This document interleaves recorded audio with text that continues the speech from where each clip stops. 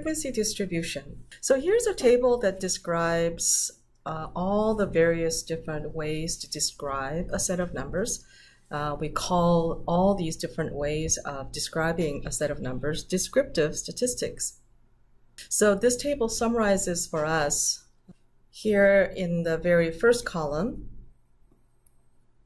types of variables: nominal, ordinal, interval ratio listed twice, one in the case that the data is skewed and one in the case the data is normal.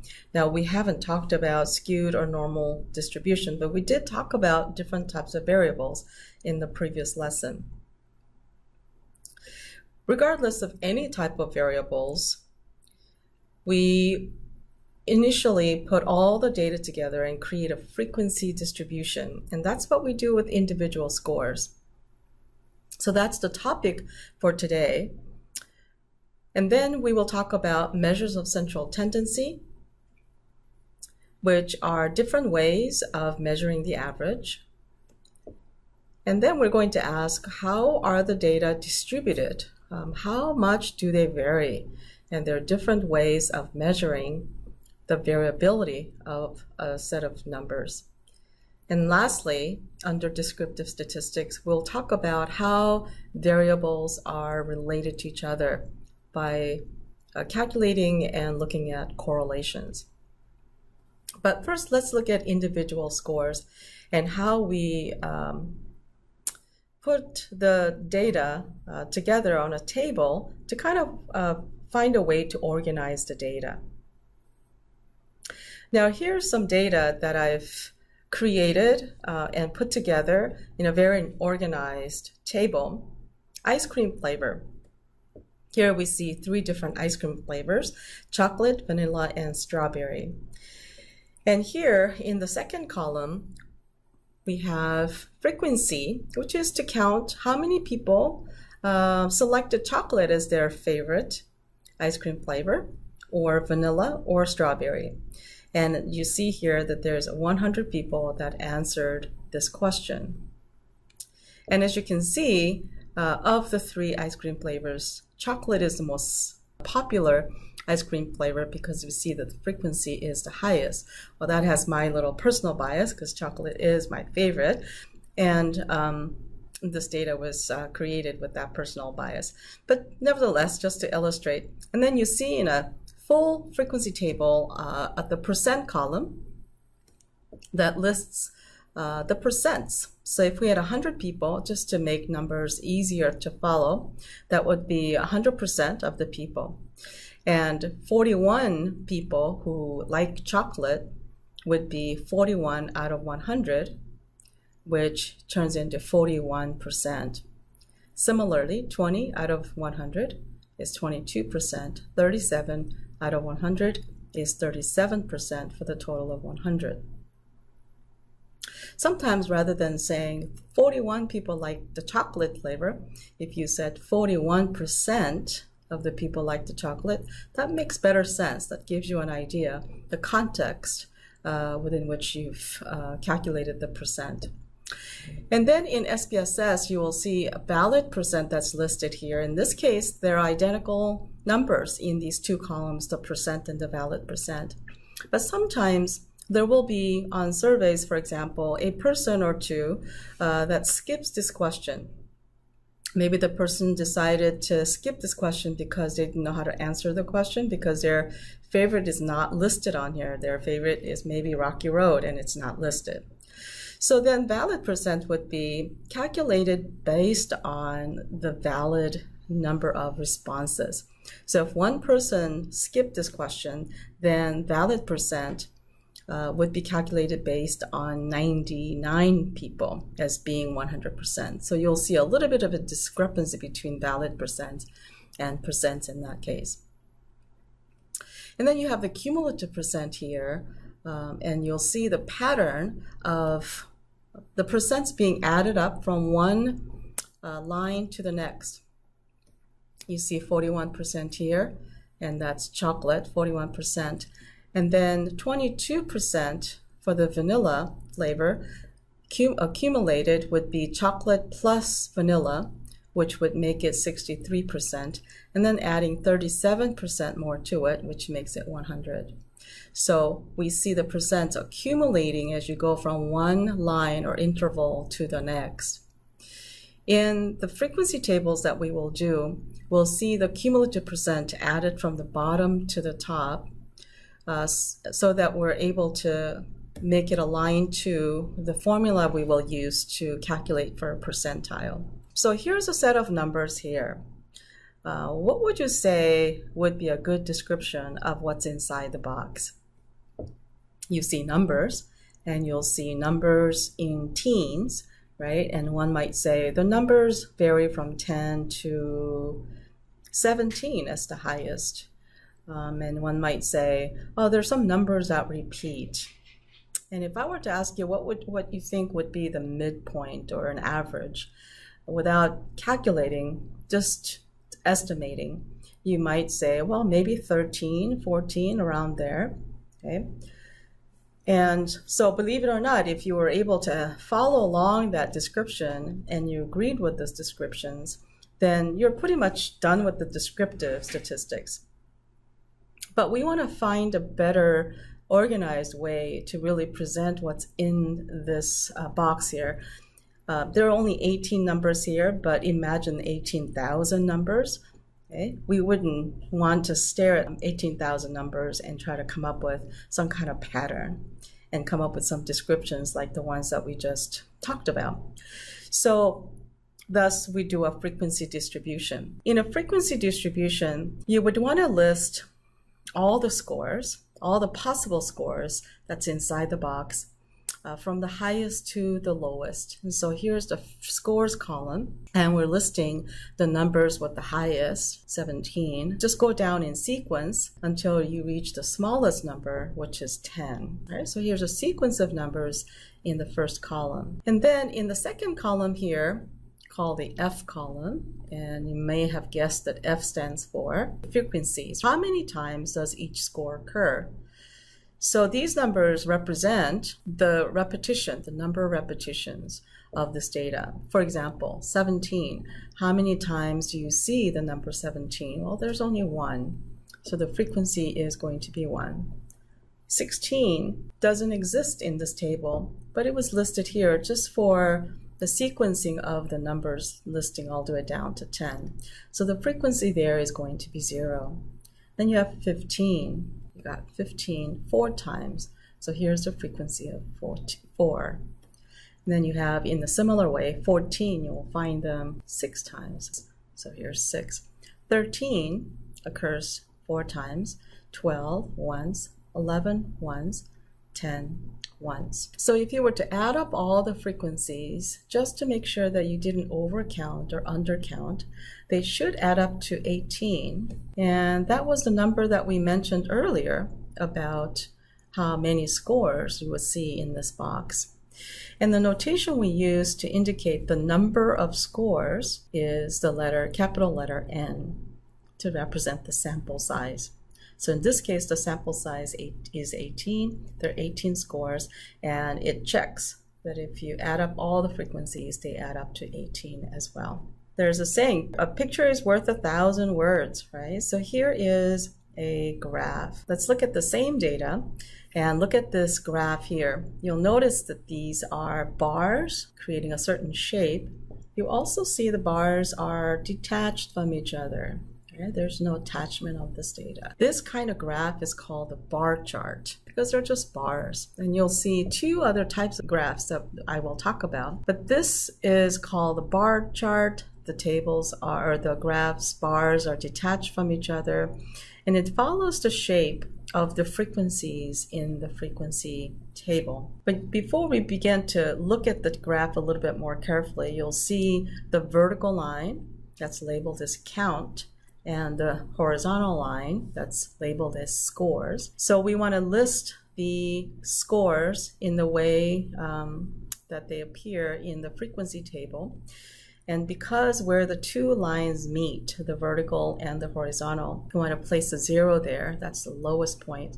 So the numbers increase on the horizontal line from left to right, and the numbers increase in the vertical line from the bottom to the top, where the two lines meet being the smallest, right? So we typically put a 0 there to remind us that that's the beginning point for both the vertical and the horizontal line. So then we would have to list the numbers from the least to the greatest.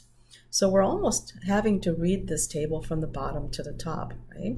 So beginning with 10, and then 11, 12, 13, 14, 15. And notice that 16 is not there. You could put it there and it would have no bar above it because the frequency was 0, or just skip it for aesthetics reasons. And then in the vertical line is a scale 1 through 6 in this case because the frequencies go up to 6. That's the highest point. So I just created a graph here, or a line of a scale from 1 through 6. So then let's look at the table and see if we can see how the graph was created based on this table. So the score 10 has a frequency of 1. And so here it is. This bar represents the score 10. And then score 11, 1. The score 12, the frequency is 1 again. So they're all the same height. And then 13 goes up to 4, 15 up to 6, then back down to 4. And again, 16 is missing, right? Could be there, doesn't have to be there. And then 17 is a frequency of 7. So when you look at this graph, you kind of see the distribution and where you see the most number of scores are, which in this case is between about 13 to 15. And you would expect the average or the midpoint to be around those numbers as well. But there's an innate problem with this slide, and that is that these are bar graphs, which means the bars are detached from each other. So how do you account for the numbers in between, or the spaces in between, when you have the data that is continuous or numerical? Right? Scores is numerical. And notice here that at the top of the slide it says the bar graph is used for categorical data, right? And so scores that you see here is not a categorical data. So that's the problem with the slide, right? This is indeed a bar graph, but it would be useful for categorical data. And you remember from the previous lesson that categorical data are data that has categories like ethnicity or gender, and this by far is not categorical but numerical or continuous. So let's look at a better graph for continuous data like this in the next slide. Here you see another table of frequencies, and this time we're asking the question about stress rating. So on a scale of 0 to 10, what is your stress level? With 10 being the highest level of stress and 0 being the lowest level of stress. And you can see the frequencies here. These are some big numbers. So what would happen if you added up all the frequencies? What would you get? The total that you would get would be your sample size, or n. And that number, when you add up all together, is going to be 151. And you can check to see that that's true. So we have a sample size of 151 people, and they were asked a question to rate their stress level on the scale 0 to 10. When you look at the frequencies, you kind of see where most people are congregated, right? Maybe around here. Right? You see a lot of numbers here, and you kind of estimate that that would be sort of the mid-range as well. So it looks like most people said 7 or 8, and that's probably pretty true for most people. Right? Maybe all of us thinking about our own stress level. Well, it's kind of a dangerous question to ask when you're talking about statistics, right? But that aside, people tend to be stressed. And so I don't think that this is too far away from an actual survey data. But when you see how this continuous data is transposed onto a graph, and you notice on this graph, the bars are attached to each other this time, accounting for all the numbers in between this continuous data. When you see the bars attached to each other in this way, it's known as the histogram. And histogram is used for continuous data. And when you see how the stress rating going from 0 to 10, from left to right, is listed here, and how the frequencies look in a picture, you kind of see the stress rating 7 and 8 kind of here, right? That's where most people are. Kind of see a pattern like this. So this is known as the histogram. Now, if you had a lot of different levels, graphs or bars, sometimes it's better to just connect the dots that creates that shape that, that I just drew. Same data, and you kind of see the line there, just following the pattern and connecting the dots, so to speak. This is used for continuous data. So when you have continuous data, you can use the histogram or polygon. You have a choice there. With the polygon, you want to make sure that the number or the line that represents the frequencies is not kind of floating in midair. So we anchor it down to the horizontal line with 2 dashes in between, or just bring down a dotted line to kind of anchor it to the horizontal line. Let's look at another table here before we add more to it. You see scores ranging from 1 to 6. And then you see frequencies. So what would you notice? Let's say these are test scores. Did the students do well on this test? And how many students does this table represent? You might say, only one person got a score of 6. No one got a score of 5. 2 people got a score of 4. 3 people got a score of 3. And then 10 students got a score of 2. And 4 students got a score of 1. If you were to add up all the frequencies, you would get your N of 20. So because 10 students got a score of 2, that's 10 out of 20, or half of the students got a score of 2. Maybe it was a very tough test to begin with. In a full frequency distribution table, you would find what's called a relative frequency. Relative frequency provides to the person looking at the data how frequencies look relative to the total N. Right? So if I were to go up to someone and say 10 students got a score of 2, a typical response would be 10 out of how many? Right? 10 out of 20. And that's what relative frequency is. In terms of calculation then, relative frequency would be frequency relative to N, or frequency divided by N. So if you were to take the frequency for each and divide it by 20, you would get your frequencies. And when you do these divisions, you'll notice that the relative frequencies are very tiny. And it is to divide up, if you were to imagine a big pizza, it's to divide up the size of the frequency in terms of the big pie that totals 20. So you'll notice that these numbers then, if you were to add up, would add up to 1.00, one big pie, distributed in this way. And you notice that 0.5, that's a whopping half, right? So that's 0.5 of the total of 1. Now, if you look at the relative frequencies, it's kind of hard to imagine how you might use these numbers. These numbers are not used by themselves very often, but you will see how these numbers are similar to this column that I'm going to bring up, which is the percent column. So take a look at the similarity between relative frequency and the percent columns.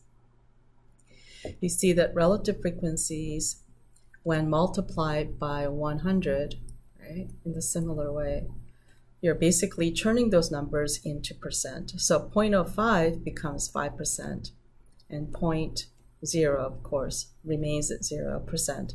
0.10 becomes 10%. So whenever you multiply a number by 100, the decimal place actually moves twice to the right, right? Right, so you see 15%, 0.5 is now 50%, and 0.2, 20%.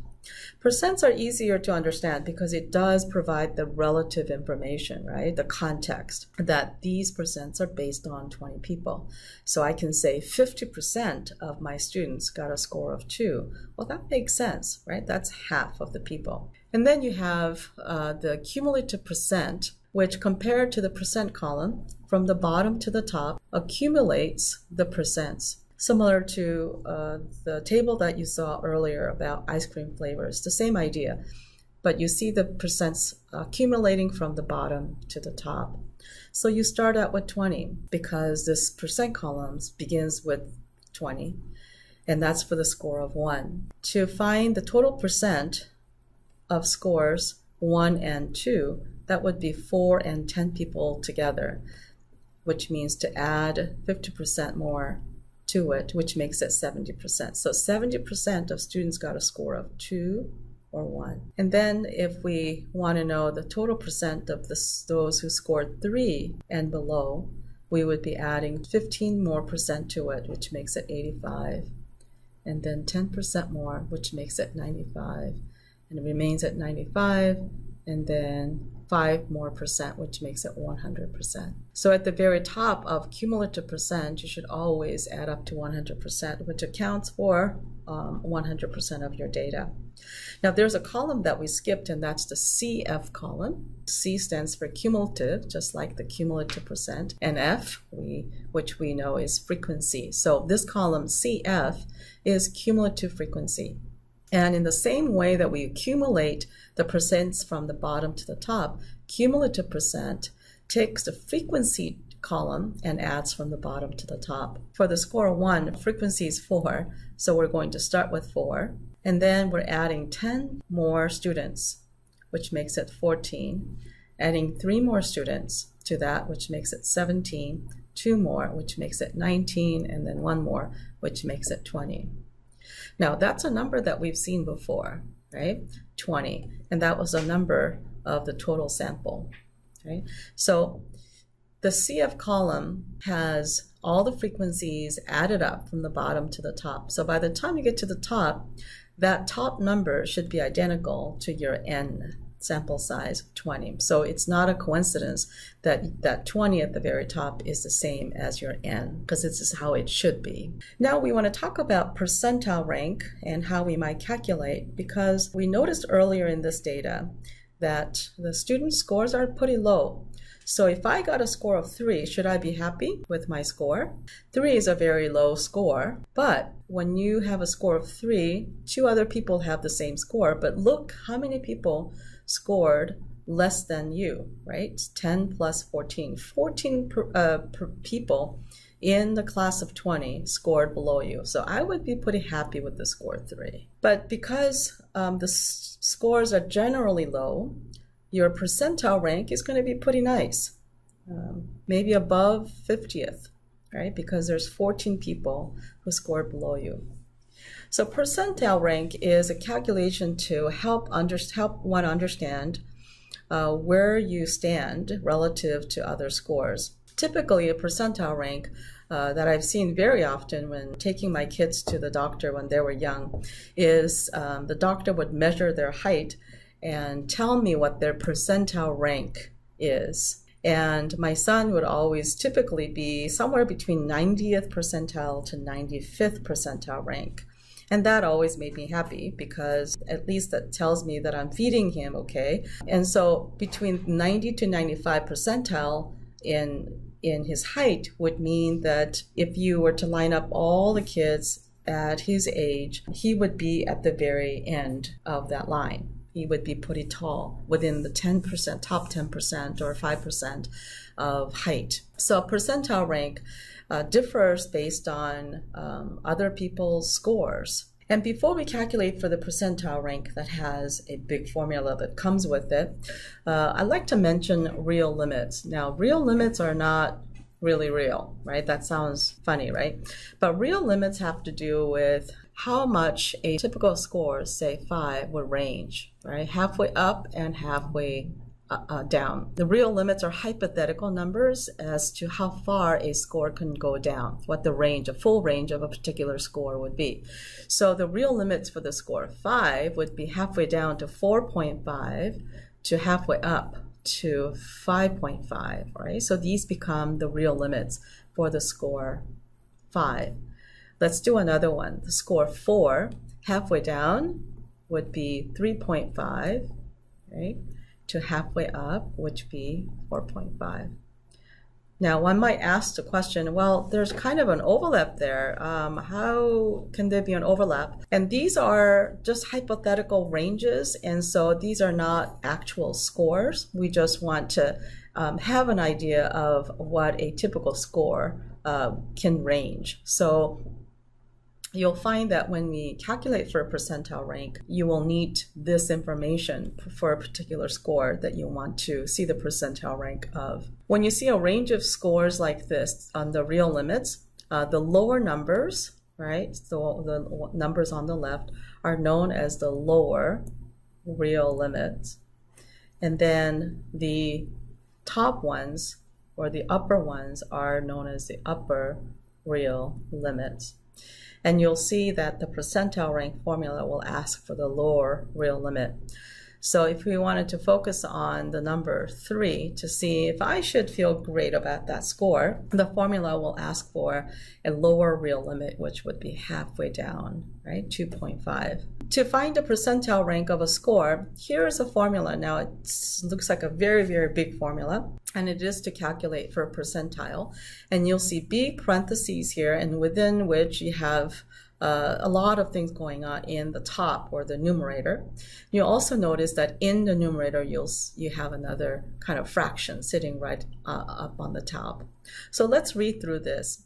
CF below interval. Well, we know that CF stands for cumulative frequency, right? So cumulative frequency below interval. Now interval refers to a line on the table, and you'll see this word pop up 3 different times in the formula. So that interval is going to be an important piece of information. And then in parentheses, you see the score. That would be the score that you want to see the percentile rank of, minus LRL.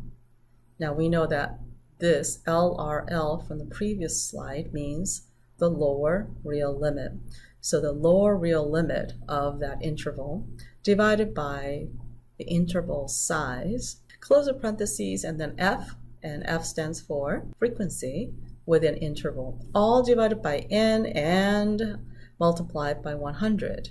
So here's a table that listed the same scores that we saw previously and the frequencies. And I've taken out all the other columns because for this formula, we really need to have the CF column only, and then the real limits. So let's say we want to calculate for a percentile rank of the score 3, right? I want to know if I should be happy with that score. So we go right to the score 3 in the scores, and you notice that this whole interval or line has been boxed in, because that interval is what I want to focus on, and that interval is what these intervals here, these 3 times the interval, the word interval appears, focuses on. So let's see if we can plug in these numbers based on, according to this formula here. Again, we're trying to calculate for the percentile rank of the score 3. You see that around this boxed interval that we're focused on, the CF below interval quite literally is the CF below interval. And that would be 14. And the score is the score 3 that we're trying to convert. And then frequency within interval, quite literally, is frequency within interval. Then you have the lower real limit, and that's the lower real limit of the interval that you boxed in, and that's 2.5. And it looks like the only thing that's left is the interval size. Well, interval size, as you see here in the bottom, is calculated for the difference between the upper real limit and the lower real limit, or taking the upper real limit of 3.5 minus 2.5, which is 1. Another way of calculating or figuring out what the interval size is to ask the question, in each interval, how many scores do you see? And in other frequency tables, you will see ranges of scores represented in each interval. But in this particular table, you see one number here, one number here, one number here, one number, one number, one number, right? One number represented instead of a range of scores. So we can count with our hand, the interval size is 1. And then, of course, n is 20. So you see that all the numbers are plugged in based on the table that we see here. So let's see if we can calculate. With the same formula that we've seen before, here's how the numbers have been plugged in. 14 plus 3 minus 2.5 over 1 times 3, all divided by 20 times 100. So at this point, it's mathematical, right? So let's take care of the fraction within fraction first, and I'm going to carry everything else over. So 3 minus 2.5 is 0.5 divided by 1, carrying everything else over. Now I want to still take care of this first because multiplication or division takes priority over the plus or minus, right? So 0.5 over 1 is 0.5 times 3. 0.5 times 3 becomes 1.5, carrying everything else over. And then 14 plus 1.5 is 15.5 over 20 times 100. And then 15.5 divided by 20 times 100 becomes 78th percentile rank, because the number is 77.5. So the original question was, what is the percentile rank of the score 3? And although it's a low score, the percentile rank we suspected would be higher because 14 people in the class got a score less than 3. So with the score of 3, the percentile rank is 78.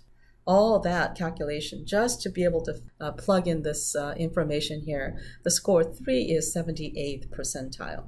Now, should you be happy with the score 3 at 78th percentile? I think that's a pretty good percentile.